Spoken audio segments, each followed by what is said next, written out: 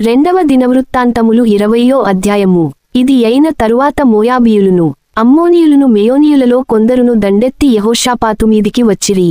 అంతలో కొందరు వచ్చి సముద్రము ఆవలనుండు సిరియనుల తట్టు నుండి గొప్ప సైన్యమొకటి నీమీదికి వచ్చుచున్నది, చిత్తగించుము, వారు హససోంతామారు అను ఏంగెదీలో ఉన్నారని యెహోషాపాతునకు తెలియజేసిరి. అందుకు యెహోషాపాతు భయపడి యెహోవా యొద్ద విచారించుటకు మనస్సు నిలుపుకొని యూదాయంతట ఉపవాసదినము ఆచరింపవలెనని చాటింపగా, యూదావారు యెహోవావలని సహాయమును వేడుకొనుటకై కూడుకొనిరి. యెహోవా యొద్ద విచారించుటకు యూదా పట్టణములన్నిటిలో నుండి జనులు వచ్చిరి. యెహోషాపాతు యెహోవా మందిరములో క్రొత్త శాల ఎదుట సమాజముగా కూడిన యూదా యెరూషలేముల జనుల మధ్యను నిలువబడి, మా పితరుల దేవా యెహోవా, నీవు ఆకాశమందు దేవుడవైయున్నావు, అన్యజనుల రాజ్యములను ఏలువాడవు నీవే, నీవు బాహుబలము గలవాడవు, పరాక్రమము గలవాడవు, నిన్నెదిరించుటకెవరికిని బలము చాలదు. నీ జనులైన ఇశ్రాయేలీయుల ఎదుట నుండి ఈ దేశపు కాపురస్తులను తోలివేసి, నీ స్నేహితుడైన అబ్రాహాము యొక్క సంతతికి దీనిని శాశ్వతముగా నిచ్చిన మా దేవుడవు నీవే. వారు అందులో నివాసము చేసి, కీడైనను యుద్ధమైనను తీర్పైనను తెగులైనను కరవైనను మామీదికి వచ్చినప్పుడు మేము ఈ మందిరము ఎదుటను నీ ఎదుటను నిలువబడి మా శ్రమలో నీకు మొర్పెట్టిన ఎడల నీవు ఆలకించి మమ్మును రక్షించుదువని అనుకొని, ఇచ్చట నీ నామఘనత కొరకు ఈ పరిశుద్ధ స్థలమును కట్టించిరి. నీ పేరు ఈ మందిరమునకు పెట్టబడెను గదా. ఇశ్రాయేలీయులు ఐగుప్తులో నుండి వచ్చినప్పుడు నీవు వారిని అమ్మోనీయులతోనూ మోయాబీయులతోనూ శేయీరు మన్యవాసులతోనూ యుద్ధము చేయనీయలేదు గనుక ఇశ్రాయేలీయులు వారిని నిర్మూలము చేయక వారి యొద్ద నుండి తొలగిపోయిరి. మేము స్వతంత్రించుకొనవలెనని నీవు మాకిచ్చిన నీ స్వాస్థ్యములో నుండి మమ్మును తోలివేయుటకై వారు బయలుదేరి వచ్చి మాకెట్టి ప్రత్యుపకారము చేయుచున్నారో దృష్టించుము. మా దేవా, నీవు వారికి తీర్పు తీర్చవా? మా మీదికి వచ్చు ఈ గొప్ప సైన్యముతో యుద్ధము చేయుటకును మాకు శక్తి చాలదు, ఏమి చేయుటకును మాకు తోచదు, నీవే మాకు దిక్కు అని ప్రార్థన చేసెను. యూదావారందరును తమ శిశువులతోనూ భార్యలతోనూ పిల్లలతోనూ యెహోవా సన్నిధిని నిలువబడిరి. అప్పుడు మత్తన్యాకు పుట్టిన యెహీయేలు కుమారుడైన బెనాయాకు జననమైన జకర్యా కుమారుడును ఆసాపు సంతతివాడును లేవీయుడునగు యహజీయేలు సమాజములో ఉండెను.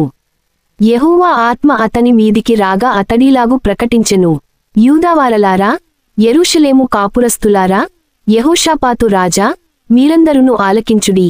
యెహోవా సెలవిచ్చునదేమనగా, ఈ గొప్ప సైన్యమునకు మీరు భయపడకుడి, జడియకుడి, ఈ యుద్ధము మీరు కాదు దేవుడే జరిగించును. రేపు వారిమీదికి పోవుడి, వారు జీజు అను ఎక్కుడు మార్గమున వచ్చెదరు, మీరు యెరూవేలు అరణ్యము ముందరనున్న వాగుకొన దగ్గర వారిని కనుగొందురు. ఈ యుద్ధములో మీరు పోట్లాడవలసిన నిమిత్తము లేదు. యూదావారలారా, యెరూషలేమువారలారా, మీరు యుద్ధపంక్తులు తీర్చి నిలువబడుడి. మీతో కూడనున్న యెహోవా దయచేయు రక్షణను మీరు చూచెదరు. భయపడకుడి, జడియకుడి, రేపు వారిమీదికి పోవుడి, యెహోవా మీతో కూడా ఉండును.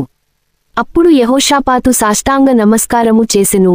యూదావారును యెరూషలేము కాపురస్తులును యెహోవా సన్నిధిని సాగిలపడి నమస్కరించిరి.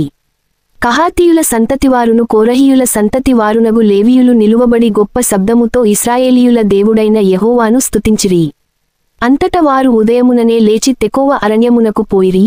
వారు పోవుచుండగా యెహోషాపాతు నిలువబడి, యూదావారలారా, యెరూషలేము కాపురస్తులారా, నా మాట వినుడి. మీ దేవుడైన యెహోవాను నమ్ముకొనుడి, అప్పుడు మీరు స్థిరపరచబడుదురు. ఆయన ప్రవక్తలను నమ్ముకొనుడి, అప్పుడు మీరు కృతార్థులగుదురని చెప్పెను. మరియు అతడు జనులను హెచ్చరిక చేసిన తరువాత యెహోవాను స్తుతించుటకు గాయకులను ఏర్పరచి, వారు పరిశుద్ధాలంకారములు ధరించి సైన్యము ముందర నడచుచు యెహోవా కృప నిరంతరముండును, ఆయనను స్తుతించుడి అని స్తోత్రము చేయుటకు వారిని నియమించెను. వారు పాడుటకును స్తుతించుటకును మొదలు పెట్టగా యెహోవా యూదావారిమీదికి వచ్చిన అమ్మోనీయుల మీదను మోయాబీయుల మీదను శేయీరు మన్యవాసుల మీదను మాటుగాండ్రను పెట్టెను గనుక వారు హతులైరి. అమ్మోనీయులను మోయాబీయులను శేయీరు మన్యనివాసులను బొత్తిగా చంపి నిర్మూలము చేయవలెనని పొంచియుండి వారిమీద పడిరి. వారు శేయీరు కాపురస్తులను కడముట్టించిన తరువాత తమలో ఒకరినొకరు చంపుకొనుటకు మొదలుపెట్టిరి. యూదా వారు అరణ్యమందున్న కాపరుల దుర్గము దగ్గరకు వచ్చి సైన్యము తట్టు చూడగా వారు శవములై నేలపడియుండిరి, ఒకడును తప్పించుకొనలేదు. యెహోషాపాతును అతని జనులును వారి వస్తువులను దోచుకొనుటకు దగ్గరకు రాగా ఆ శవముల యొద్ద విస్తారమైన ధనమును ప్రశస్తమైన నగలును కనబడెను. వారు తమకిష్టమైనంత మట్టుకు తీసుకొని తాము కొనిపోగలిగినంతకంటే ఎక్కువగా ఒలుచుకొనిరి. కొల్ల సొమ్ము అతి విస్తారమైనందున దానిని కూర్చుటకు 3 దినములు పట్టెను. 4వ దినమున వారు బెరాకా ఆశీర్వాదము లోయలో కూడిరి. అక్కడ వారు యెహోవాకు కృతజ్ఞతాస్తుతులు చెల్లించినందున నేటివరకును ఆ చోటికి బెరాకా ఆశీర్వాదము లోయ అని పేరు.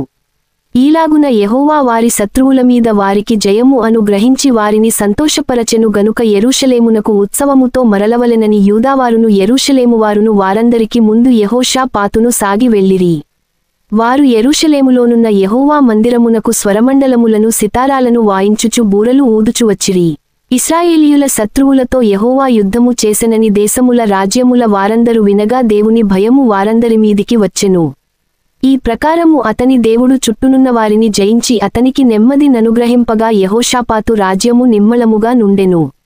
యెహోషాపాతు యూదారాజ్యమును ఏలెను. అతడు ఏలనారంభించినప్పుడు 35 సంవత్సరములవాడై యెరూషలేములో 25 సంవత్సరములు ఏలెను. అతని తల్లి షిల్హీ కుమార్తె, ఆమె పేరు అజూబా.